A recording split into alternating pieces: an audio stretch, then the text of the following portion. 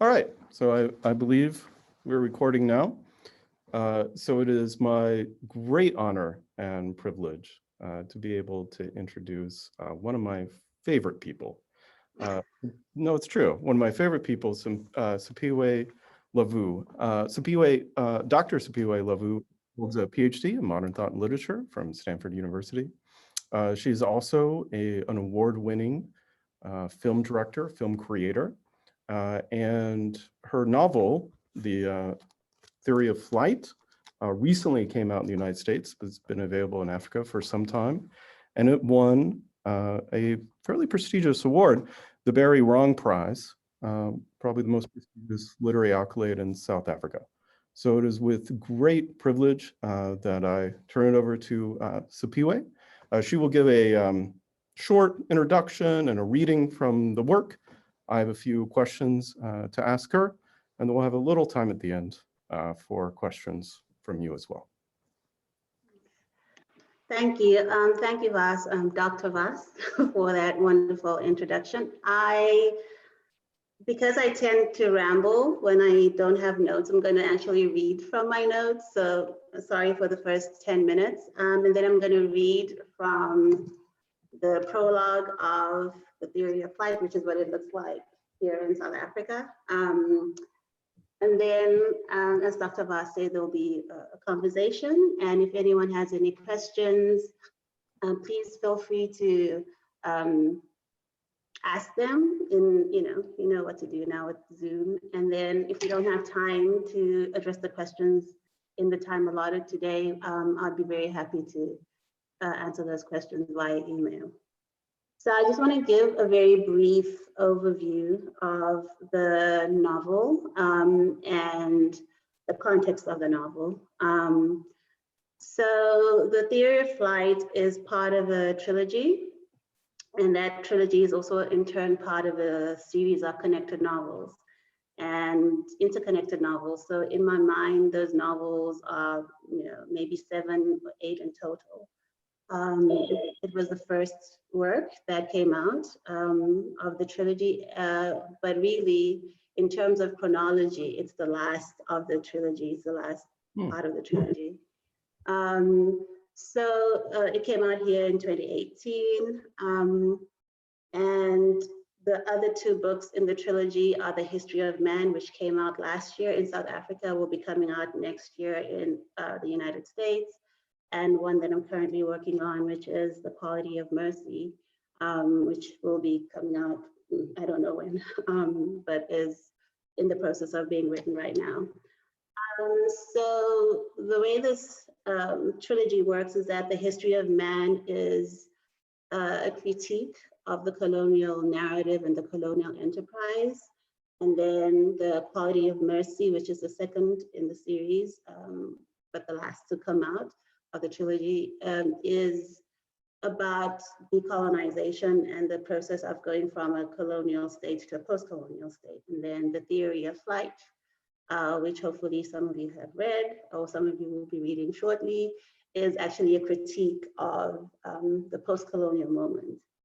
So the entire series touches on a place called the City of Kings. The country is never named, but most people who are very much aware of Rhodesian and Zimbabwean history know that it's set in Zimbabwe. The City of Kings is the nickname for the city that I actually live in, that I'm in right now, that I was born in, which is Bulawayo, which is Zimbabwe's second largest city. So a lot of the series touches on this place, and it's a look, hopefully, when the series is done, will be a look from the pre-colonial moment to the present post-colonial global moment that we're in, and just sort of like looking at the history and how different moments in history have affected this one place in the world and the people who live in it. So that's the general idea for the series. So again, trilogy, The History of Man, The Quality of Mercy, The Theory of Flight, but those are also part of a much larger series of about 6 to 7 works that look at a much broader history of Zimbabwe, or Rhodesia, as Zimbabwe was called in the colonial times. So that's sort of like a very broad context for where this book is situated. Okay. So, you know, part of me, as much as I love writing and as much as I love reading and as much as I love literature, a huge part of me is obsessed with history. I think I've said it like 3 times already. So the reason I love history, especially in the Zimbabwean context, is that as the historian Terence Ranger said, Zimbabwean history, as most history in the world, but tends to be very much controlled by the state. What we learn as history, what we consume as history tends to be very controlled. And the state's narrative of history tends to be very limited or limiting and very exclusive. So a lot of voices get silenced, a lot of voices get erased, a lot of voices just get overlooked. And I think there has to be another project, an alternative project to sort of like reclaim some of those voices. And that's what I intend to do with the series. So a lot of the characters in the Theory of Life itself are characters whose stories you just will not find in sort of like a traditional archive or a traditional state-sponsored retelling of the past. And what state history does is not only create a dominant narrative that gets taught in schools and everything, but it also creates sort of like a narrative that makes sense of our current ruling party, which is sort of like we'll probably talk about that later, but like it's a very, I don't know, very oppressive regime. And so like all that history just comes down to bear on this one ruling party. And I think it's just way too limiting. And I think my country has a richer history. So I think part of what we can do as writers, as thinkers, as scholars, is to create these alternative spaces, which is what the series is trying to do with in terms of history. Another thing that the series, and especially the trilogy, is concerned with is this relationship between the state and its people. And so what I find very interesting is that, you know, the state kind of dictates how we relate to each other, how we relate to the state, how we react to certain things. And it always makes it seem as though this is not necessarily a choice. And so I think it's very important to, when you're talking about this relationship between the state and its people, to stress the choices that people make in that relationship. And so like agency is important, having your own opinion is important. I think sometimes that gets overlooked, especially when you live in a particularly semi or very oppressive regime. It doesn't seem like you have much choice or agency. And I think it's always important to stress that that is always there and is always a possibility. So that relationship between the state and its people is something that runs through at least the first 3 novels in the series, and definitely in the Theory of Life. So just to illustrate a little bit how that works in the Theory of Light, I'm going to talk briefly about how the subject of HIV and AIDS is handled, very briefly, because I know that Dr. Vas wants to talk a little bit more about that in the conversation we're going to have. So the central character, there is no real protagonist in the Theory of Light, but the central character is called Jeannie, and she finds out at the age of 16 that she is HIV positive. And this is in the 90s, and in the 90s, Southern Africa, you know, HIV was a pandemic. There was no ARVs. There was no way to really fight or control, so there was a lot of fear. There was a lot of panic from the top all the way down. There was a lot of stigma. There was a lot of just general a sense of futility. There was a lot of fear, and there was a lot of shame. So it was a very negative kind of narrative about HIV and AIDS that was there in the 90s and probably the early 2000s.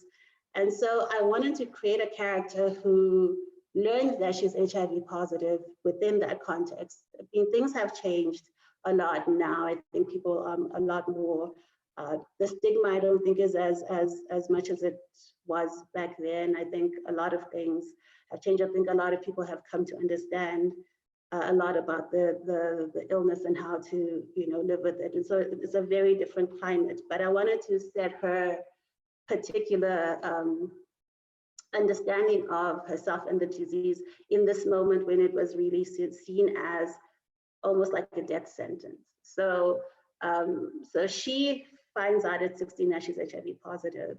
And instead of doing what has been sort of like almost dictated as a response, which is the fear, the shame, the stigma, the alienation, she actually uses her illness to connect people and to look forward to having this fuller life. So she actually chooses her own response to this, this crisis. And so for me, this is essential. And this is something that, you know, a lot of the characters that I write have this way of doing their own thing that is very separate from the dominant narrative or the state's narrative. And that's just one way that this happens in the theory of flight. And so one of the things that she's fighting against is this being reduced to a statistic. So in the 1990s, about 1 in every 4 adults had HIV and AIDS in Southern Africa. In some countries, it was 1 in 3. So, you know, when you become the one, there's a way in which you can just be reduced to being this illness that you have. And she fights against that. She fights against this idea that her life will be curtailed or less important or whatever, because she's only going to be able to live until she's 34 at best. So she fights all these very negative connotations and stereotypes about the illness. And for me, that is important because it's not only about agency, it's about creating an alternative way of being when you have this dominant narrative around you. So that's how it plays out in the theory of flight, just in one small way. I mean, yeah. So that is that. And then I think the one thing, and this is the last thing I'm going to say before I read from the text itself, the one thing that a lot of people, and I didn't think about this when I was writing the novel, one of the things that they bring up a lot is the fact that, you know, there's like 32 characters in the novel, and all of them sort of like have a say and have a voice. And you know, when it's my first novel, I didn't realize that was going to be like, you know, a problem. But it actually is very intentionally done. So I have a problem with single narratives because I don't really understand what you can fully understand about anything from just a single point of view. So I actually like seeing things from different points of view, and that's what happens in the story. And so from these different points of view, we get to understand Jeannie and her life through different people's lenses. But also we get to understand the history that I was talking about, where certain voices get silenced or erased, or experiences get erased from those people. So you have a lot of characters in the novel who would normally not necessarily have a voice or have a say or be remembered anymore in post-colonial Zimbabwe. They take part in another writer, Sunyati, has just joined, and she says hi to everyone. So yeah. But anyway, so that was important to have these different voices and to have these different experiences of history and even just experiences of the present, because I think it is very damaging to have a narrative that excludes way too many people, but also a narrative that doesn't really allow for an equal engagement and an equal assessment of the present and an equal engagement with the past. So that's why there's all these characters. That's why there are all these voices. That's why they're all, some of them are given chapters, and the chapters are focalized through them. And it's not necessarily just because, it's because I really wanted to capture the diversity of where I come from, but also the diversity of our history and our experience of the past. So in order to showcase what I've just finished talking about different histories coming in to each other and feeding into each other, I'm just going to read the prologue of the theory of flight, and it's very short, and hopefully that will give you a sense of the novel, but also give you a sense of some of what I'm doing with the characters. Okay, So this is from the prologue. On the 3rd of September, not so long ago, something truly wondrous happened on the Beaufort farm in estate. At the moment of her death, Imogen Zulanyoni, Jeannie, was seen to fly away on a giant pair of silver wings. And at the very same moment, her heart calcified into the most precious and beautiful something the onlookers had ever seen. A few had already been chosen to witness this event. However, most of you have eyes that are not for beauty to see. And because of this, you will not believe that such a truly amazing phenomenon did take place. It is because some of you will have doubts, and those of you who do not have doubt will be curious that the story is choosing to be told.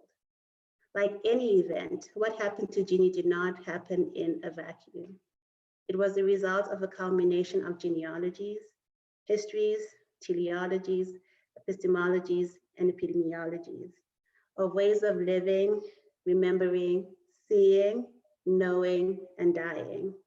In other words, the story of what happened to Jeannie on the Beaufort farm and estate on the 3rd of September is also the story of how Baines Digidi, in a bid to quench his wanderlust, walked into the Indian Ocean, of how Prudence Ngoma learned how to build character, of how Golite Gumede shot down an airplane and in doing so created a race of angels, of how Elizabeth Nyoni sealed her fate with a turn of her ankle, of how Dingani Masuku came to be haunted by the blue-violet flowers on his mother's dress, of how Tandi Hadebe looked into the distance as though it held a future in which she was not particularly interested, of how Crystal Masuku at puberty welcomed guilt as a constant companion, of how for Marcus Masuku, love happened under a jacaranda tree while he was listening to a story about swimming elephants, of how Valentine Tanaka became a hunchback with a heart of gold, of how Jesus came to be saved, and of how the Beaufort farm and estate knew exactly what to do with its sacrificed darlings. Thank you very much. Thank you. That was lovely. So I'll do my questions in two parts. The first half will be questions about you as a novelist, as a person, as Zimbabwe, and the second half will be about the novel itself. So one of the things I want to that struck me in one of your previous interviews, you mentioned that this novel took you 10 years to write. I can think of nothing that I have written that took me 10 years to write. So I didn't know if maybe you could reflect on advice you might be able to give to any new or aspiring writers that were here now that are listening to your presentation about how they could pursue their dreams, allow something that take a decade to get to fruition, particularly any who might be women or people of color, and kind of obstacles that are ahead of them, and where that strength to bring it to culmination comes from. I think it's important always to have a relationship with the work that you're writing. So it's important to feel that you're writing not necessarily because you need to have certain pages done by a certain amount of time or a certain time of day, but it's important for you to feel like you're moving the story forward. And I think for a lot of us, this becomes difficult because we have lives, and then the creative life is, it's like this other thing. And so when, for me, it took 10 years because life just kept happening and kept interrupting. So I started when we were at Stanford, and I was also trying to write my dissertation at the same time. The dissertation wasn't working. The novel wasn't coming together. I was very frustrated. And instead of, finding ways between the two, I was just like constantly frustrated between the two of them. And so it wasn't so much that I didn't have the time. I did have the time. I think I just didn't know how to manage the creative and the intellectual together. I think that was one of my sort of like difficulties. Another thing I think was that it was my first novel, so I actually didn't necessarily know what I was doing. Most of the time, like you write a few short stories and then you're like, oh, this is nice. And then, now you're trying, it's like, what, you remember when you're writing your dissertation and then you've written all these essays, and all of a sudden you have to write this longer work, and it's like, wait, I don't know how to do the longer work. I'm so used to just writing essays for, for a particular class. It's the same kind of thing. You're used to writing a shorter form, or you're used to writing a chapter here and there, but now you have to create this cohesive whole. So a lot of it is also part of how you feel about yourself as a writer, how you feel about yourself as a person. And you have to do a lot of inner work and do a lot of self-love to actually, I think, see it through, because it's like a labor of love. You have to convince yourself that even though this is the first time that you're doing this, it is something that you can do. And that, that other people are going to read it and they're going to see what it is that you're trying to do. So I think this is beyond gender or color. This is just the sort of like writing the debut novel is just difficult. A lot of us that, keep it secret. So I actually never told anyone I was working on a novel for a very long time, because I just, I didn't want the pressure. And also because I didn't necessarily understand myself as a novelist at the time. It wasn't an identity that I actually owned. And I think I only owned it when Theory of Flight came out. So I think it's a struggle, because you have to be able to juggle a lot of things. You have to be able to pay attention to the characters. You have to be able to be true to the characters. And that takes a lot of time. It takes a lot of patience on both sides. I am one of those writers who talks about the characters as though, they're active human people in the world, because they do have that force. And so it is a relationship that you have to nurture. But I think also a lot of it is just where you are as a person, how you feel as a person, what is happening in your life. That also definitely factors in. I have, over the last 3 years, been able to write more because I just decided to focus on the creative writing. And that's a choice that I made, because I couldn't do, I am one of those people who likes giving 100% to things, and you can't give 100% to everything. So I thought, okay, let me remove everything else and just do the 100% for the creative writing. And that's worked for me over the past 3 years. But I think, yeah, it is a personal journey too. So it is what you make of it. And I know a lot of people listen to other writers, and those writers will say, I wake up every morning at 4 and I do this and I do that. That could work for that particular writer, but you need to understand yourself and how you work, because that may not necessarily work for you. It is a very personal journey, and it's hopefully for the rest of your life. So you really need to figure out what works for you. So those 10 years really were because I had a lot of other things going, but also because I didn't necessarily understand what it was that I was doing. And I also didn't really fully understand myself as a writer at the time. It was a lot of different things. So you mentioned your academic work. So in addition to being a novelist, you're also an accomplished academic, and your doctoral research focused on Sarah Baartman and representations of Black womanhood. And so how has that helped shape the way you think about representation and storing everyday African experiences and lives? If they do, how do these two parts kind of intersect? I think I'll always be so grateful, even though it is a very sad and tragic story. I think Sarah Baartman's character and story have given a lot of people a lot of intellectual stuff to work with, but also a lot of personal stuff to work through. I think for me, what was very interesting about her story was the silence. I think before I actually read the Sarah Baartman story, I think I had a very different understanding of what history was and how you do history and how you understand history. And for me, it was this person who was acted upon, who then leaves this interesting archive. And so I started thinking very much about archives and very critically about that. But I think the biggest thing that I took from her was the silence. And I think I'm obsessed with the silence of the archive. I'm obsessed with who gets erased.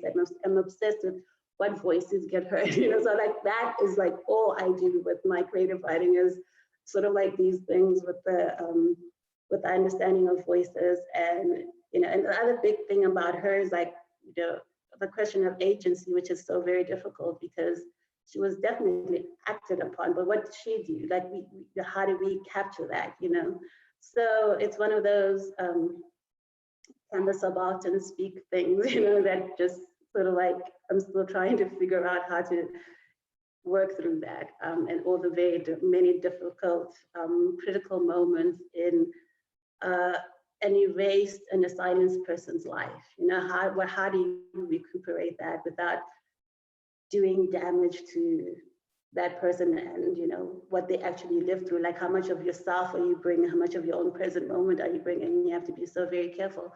So it makes me think very critically about history, but I think that's what she gave me, was this very critical understanding of history and what to do with certain experiences, because I think a lot of Southern African women see her as a sort of like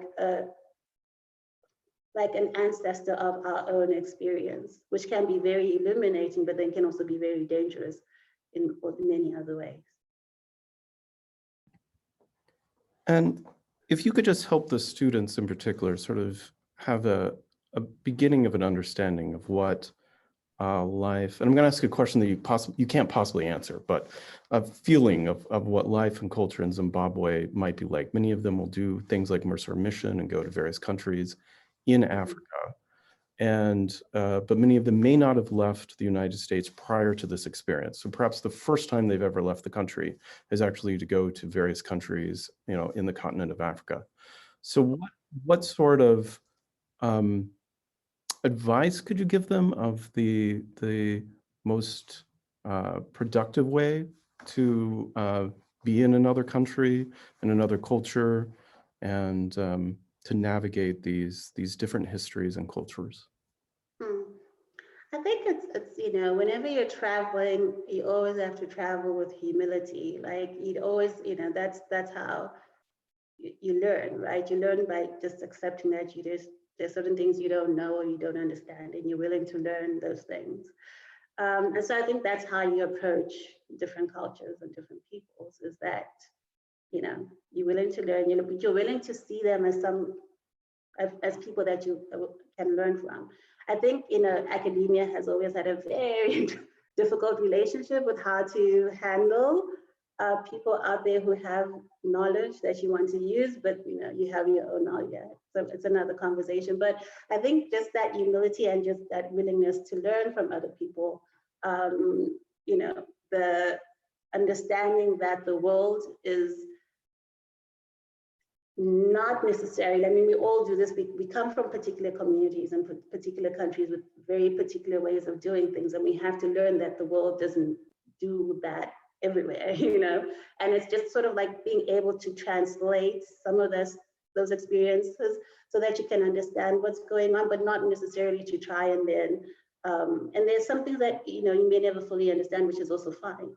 I think the biggest thing I can say is humility. I mean, I think as someone who lived in the United States for 18 years, I had to learn so much about the United States in 18 years. And I still, when I left, I knew a lot, but I didn't know everything, and it's fine. I'm still learning a lot about the country that I lived in for most of my adult life. And I think that's just the way it is. I think you have to appreciate that people around the world can teach you a lot of stuff. And I think you also need to learn that, you know, certain histories are perhaps not as visible if you're into that, or certain voices are not. So like if you come into a country and you're situated in a particular place, that could just be a very limited understanding of the whole country, right? Because they are particularly placed.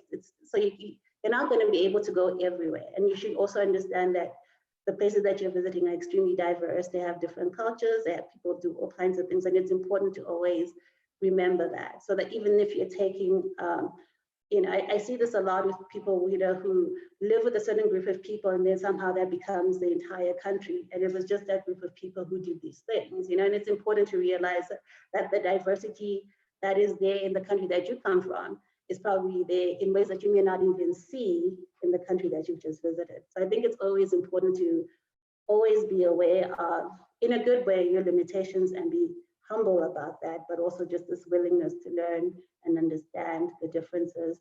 And there'll also be a lot of similarities too. That's the beautiful thing about the global world we live in, is that it's also lots of similarities, some of them that may astound you. So that's my advice. I hope that's good advice. My last pre-novel question is, it's a personal question, so you're free to just pass on it.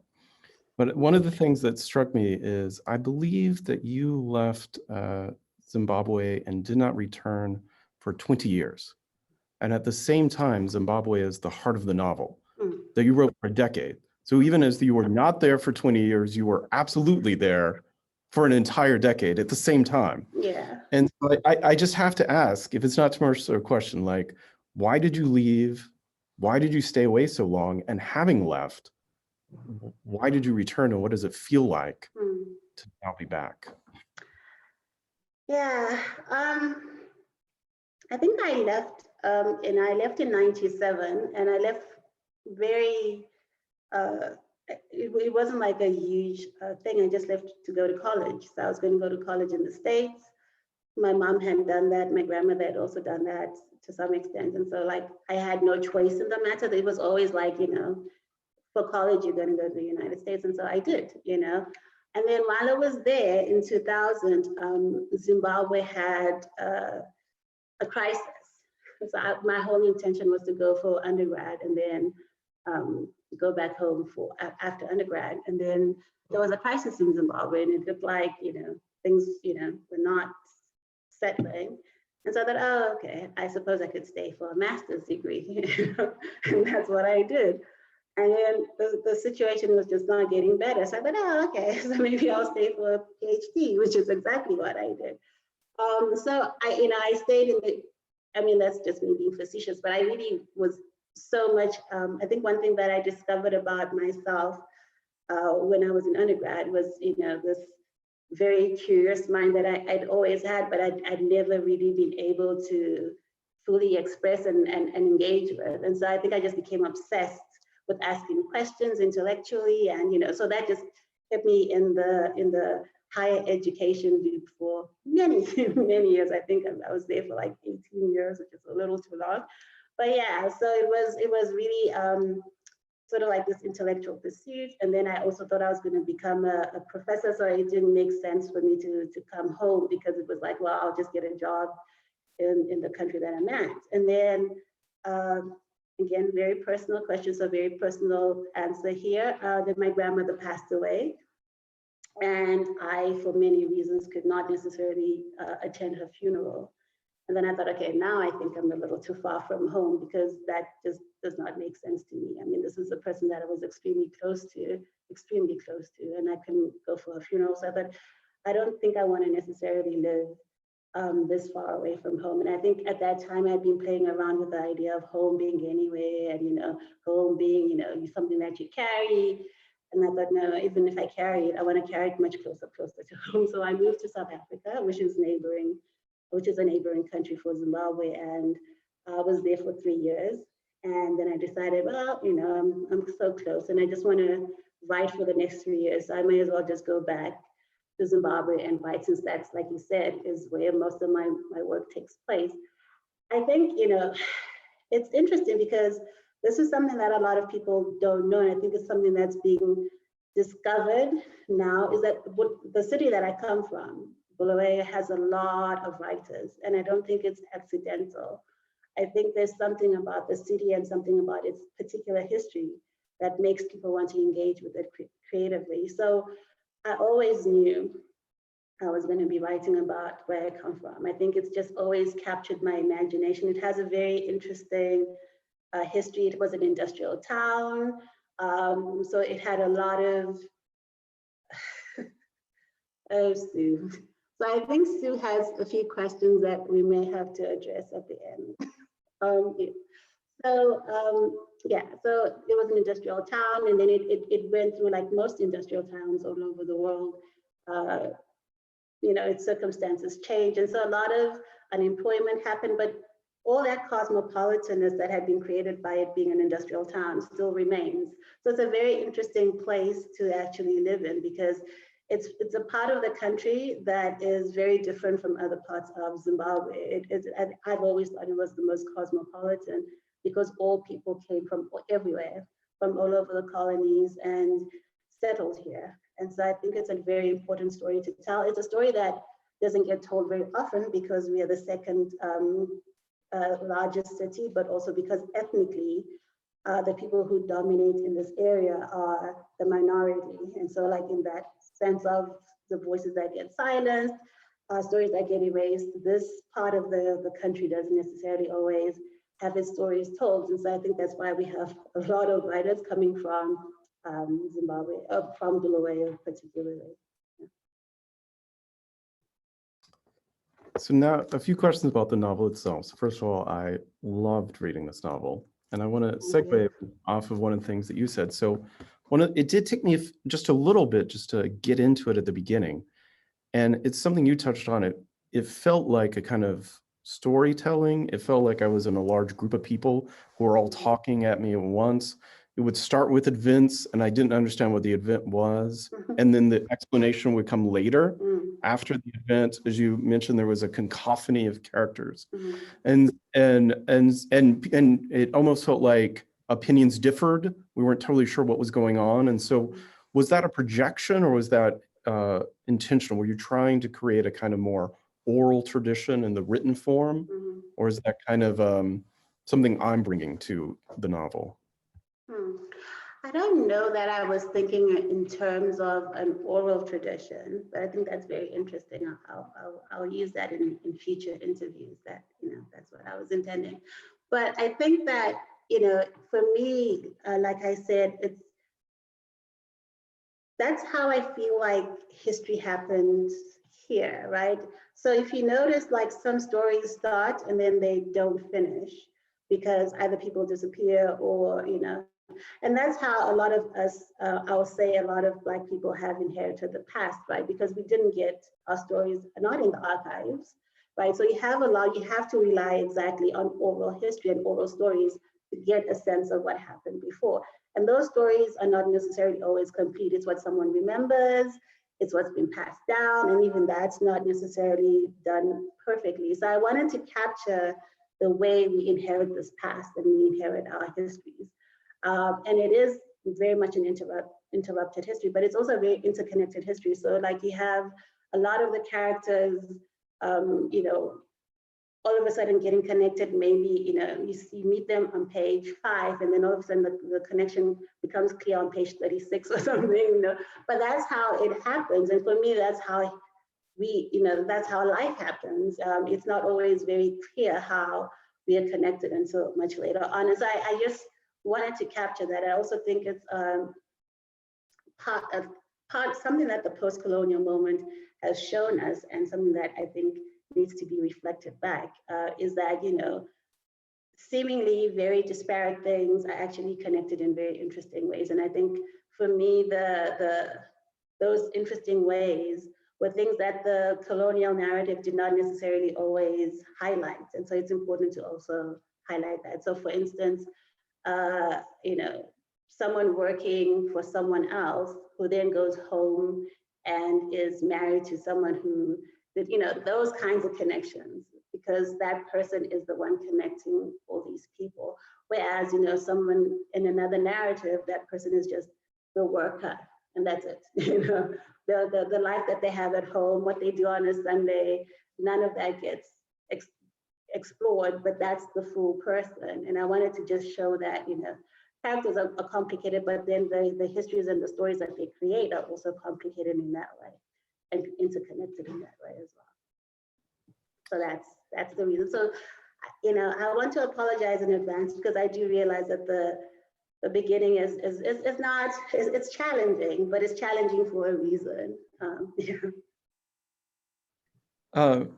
Kind of related to that. And so, this is an unfair game that I play where I try to find the author in the text, but of course, I mean, all the characters are you, so, but one sort of stuck out, and actually, I think Vita might be one of the characters I'm most interested in, who is also Jesus.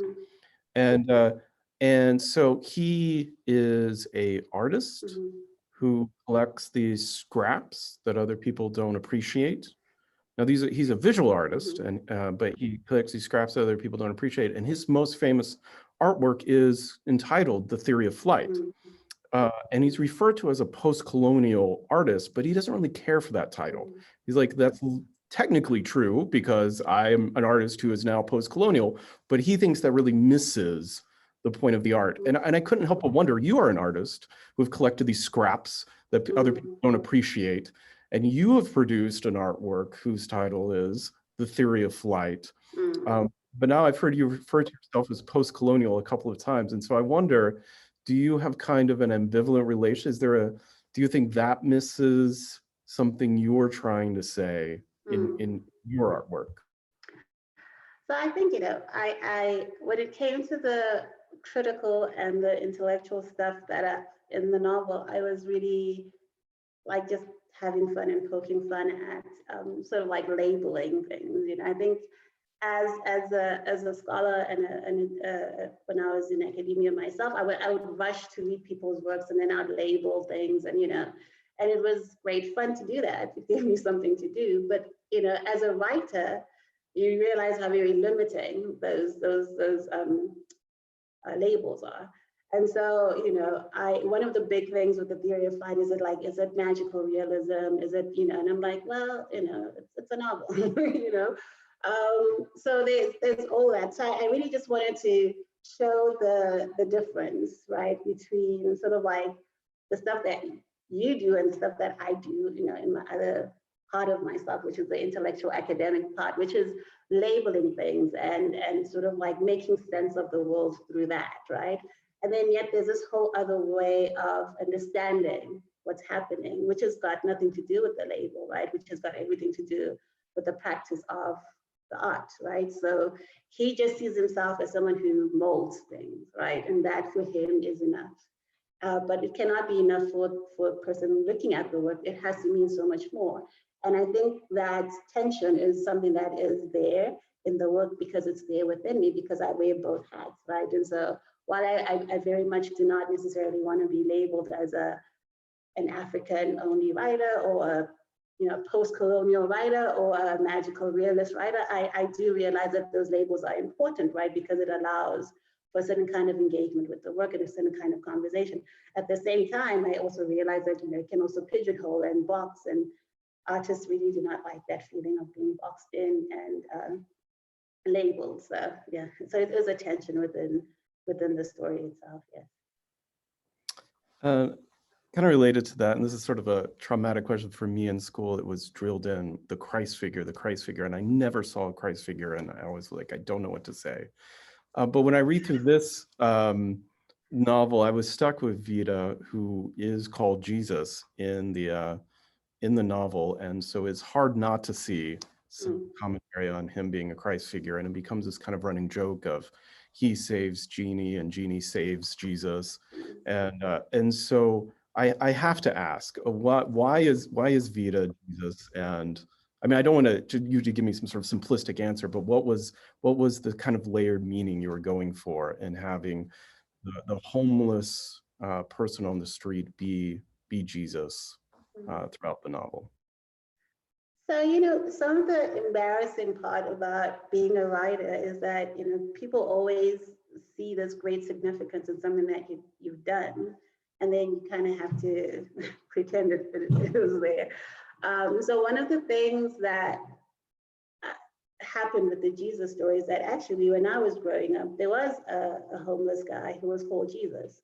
And that character stayed with me because he was an ex-military person who was very white, but the people who were calling him Jesus were all Black people. So that was always very interesting to me that, this was a very interesting, this is like a post-colonial moment. You see this white guy with the long hair and the blue eyes, and that's your idea of Jesus. And so it was just a very interesting way of thinking about identity and how we relate. And so obviously this is the Jesus that they had seen, through the colonial Bible, right? But they had not necessarily maybe thought that Jesus would look different, or so he was definitely their understanding of what Jesus looked like, because that's the image of Jesus that they had received. And so for me, that was just very ironic, right? That in a post-colonial moment, we would look for and find Jesus in someone that we'd been fighting during a civil war for 15 years. It just was very, very interesting to me that way. So I thought I would play with that character and just have him be part of the story. But yes, I think there is something in having someone who is seen or not seen in that sense as the lowest of the low, be the one who rises up in some way and is some kind of hero figure. I think, for me, that was something that I wanted to do with the character of Vida. And Vida actually is a character that is in all 3 novels. Not many of the characters are that. In many ways, actually, I think, the series is partly his story. So he is a character that I thought, it would be very interesting to not only have him have the name Jesus, but then also have him be able to do some of sort of like this, not necessarily like what Jesus did in the Bible, but like have this presence in this community that does some of that work. And I think in this novel in particular, Jeannie is the one who does that. And he is just Jeannie's partner, but I think in the subsequent novels, he will be the one to have some of that, or some of that bringing together of people thing that I seem to very much like. So very much grounded in a very real human being that I saw as a child. And then I thought, wouldn't it be wonderful to actually capture that? Because part of also what I'm trying to do with the theory of flight is capture a very particular moment in my city's history, because the city itself has changed so much in the past 20 years. And so part of it is trying to remember some of what has been lost. So yeah, again, a very wonderful question, but a very not so great answer, because it's not, it's not a lofty thing that I was trying to do necessarily. Yeah. And I just have one last question, but I just have to ask it. What really stood out to me is that it seems to me the heart of this novel, and you're free to disagree, is a love story. And there's this one line, like, in the barrenness of existence, love is the truest difference. Mm. And I've read quite a lot of post-colonial literature, but I can't think of any other book in all of post-colonial literature where the essence of the novel is a love story. Mm. And so what made you craft a post-colonial love story, make the love story the essence of the book? I think for me, it was so important because, again, I think because it's something that we rarely read. Like, you're right, it's I have read characters in post-colonial fiction that have relationships and are in love, but I think to actually focus on that process of falling in love and being in love and all that stuff is something that I think a lot of post-colonial fiction just does not have time for. But it's also very important. And I think the fact that Jeannie is, again, HIV positive, this was something that I really wanted her to go through, is to have this very beautiful and affirming relationship.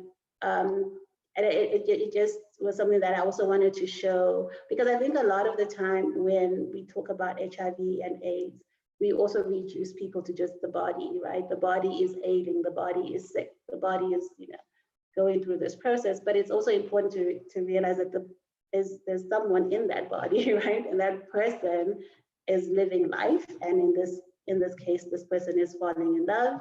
This person is building a life. This person is then building a life for more than 20 years with this one person. And for me, that was important because I think, again, it's to do with that narrative that says, you're 1 in 4, and therefore, your narrative is just supposed to be negative and dire. It's to say, well, in that narrative, this person is, going to have life and live it to the fullest. And one of the things that they do is to fall in love. So it was very important to me that the love story be central to the story. Yes.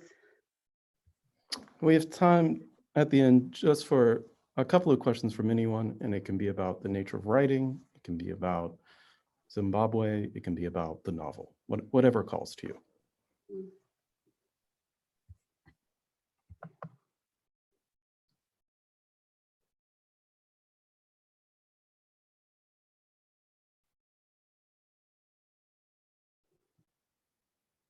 So I think Sue So he has had a question about me writing a novel set in the US. Oops. Seeing as I've lived there for like 18 to 20 years, I think, so part of the series is going to deal with the Zimbabwean diaspora. And I think, I know for a fact that some of those characters do live in the US. I don't think that the stories are ever going to just be about the US and life in the US. I think it's definitely going to be showing the connections between life in the US and life again in the City of Kings, right? So always with the City of Kings. But yes, I think definitely a few novels in the pipeline are going to be set in part in the US. So yeah.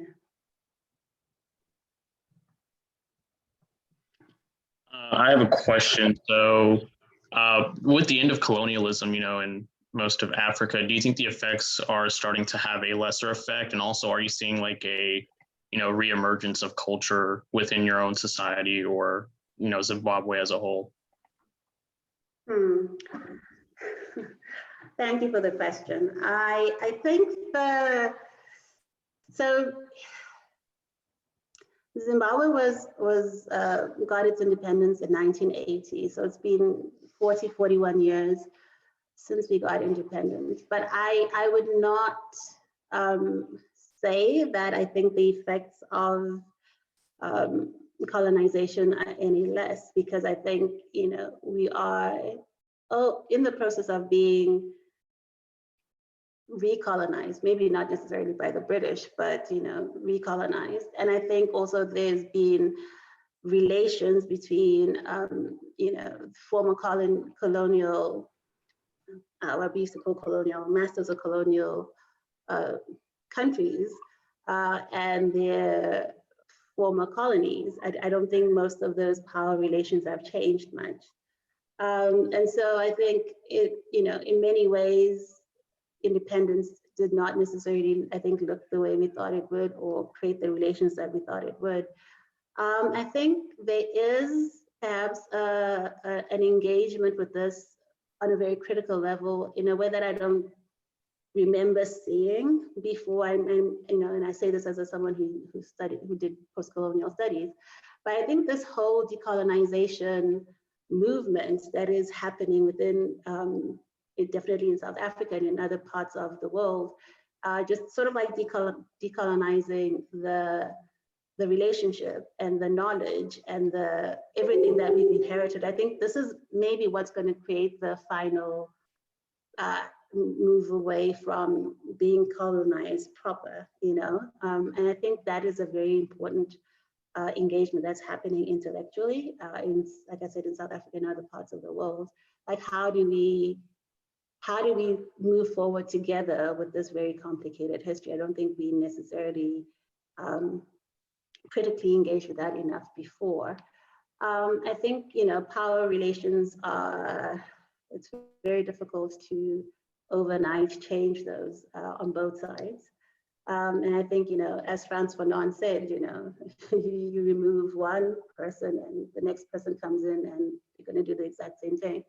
So it's a struggle. And I think there was a way in which maybe we thought of it in very simplistic terms 50 years ago when we were in the midst of the struggle. And I think we realized only later that it was going to be more complicated. But I think critically, a lot of people are doing some very interesting work around the idea of actual decolonization and what that looks like.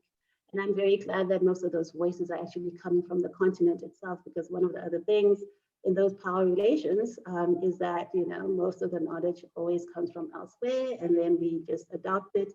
So it's actually very interesting to see that engagement come from within the continent. And I think that's part of the decolonization that we want, right? Is for the theories to be coming from us and the engagement to be coming from us and us not just receive it. But I think it's going to be a struggle and it will continue to be a struggle, but I think it's a worthy struggle. And I think it's one that a lot of people are invested in. So, yeah. So just by the way, So when you say recolonization, are you talking about the influx of investment from countries like China into the continent of Africa, specifically countries like Zimbabwe and the Congo? Okay. Yeah, so it's that, so it's sort of like it's history repeating itself, through another guise, and we just have to accept that that's what's happening, right? And that we find ourselves weirdly again very vulnerable to having sort of like parts of our ways of being taken over by people who are coming from the outside and coming to dictate certain things. I think it's frustrating for a lot of people, but it's something that we have to be very aware of. I think Zambia has shown us how this can really lead to very troubling moments, and we need to all just be very aware. But at the same time, again, we are vulnerable economically, and so again, power plays into it, and yeah, it's just going to be very difficult. Yeah. Thank you. Thank you. And I think we have time for just one last question.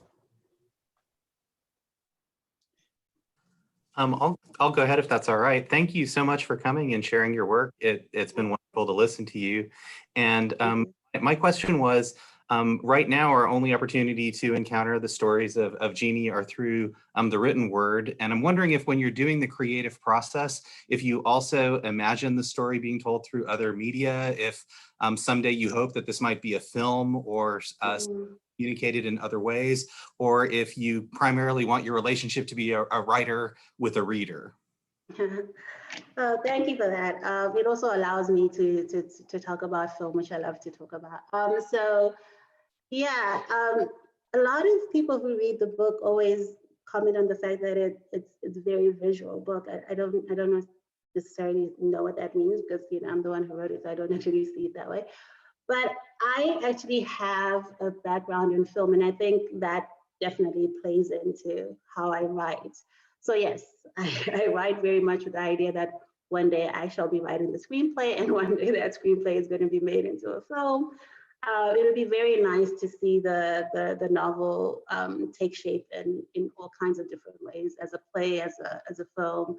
I'm very open to that. I think narrative just needs to be shared, and I firmly believe that I grew up with stories coming from the written text, coming from oral traditions, coming from plays, coming from television. So it would be very nice if the stories that I also wrote would have this life. And the one wonderful thing about being a writer is that you're not necessarily in control of the life that your novel takes. So if it does take this form of having this different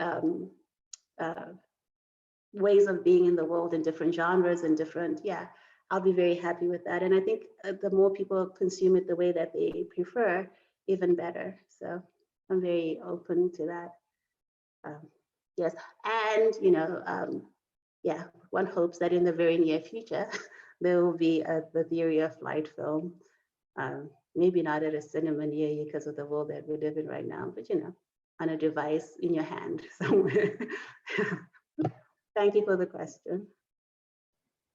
Well, unfortunately, that is coming up on time. Siphiwe, thank you very much.